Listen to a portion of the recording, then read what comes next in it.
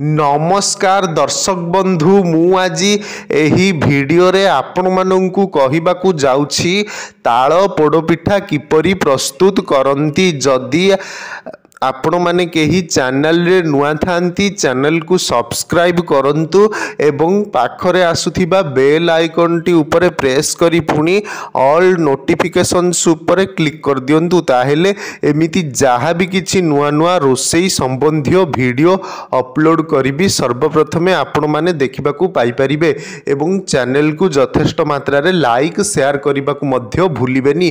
ताहेले चालंतु देखिनबा ताଳ पोड़पिठा किपरि प्रस्तुत करंती एवं एथिपाई कौन कौन सामग्री प्रथमे नेबाकू हुए।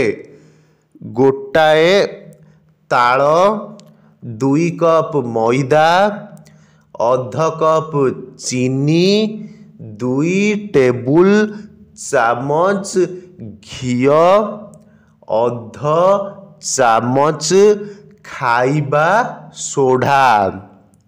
प्रस्तुति ताळरू रस बाहर करी दियो, सेथिरे मैदा, खाइबा सोडा, चीनी और घी मिसाई दियो।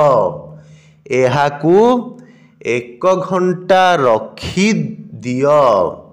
बेकिंग डिश रे कदली पत्र देई एही मिश्रण को रख 20 मिनिट रे केक कर।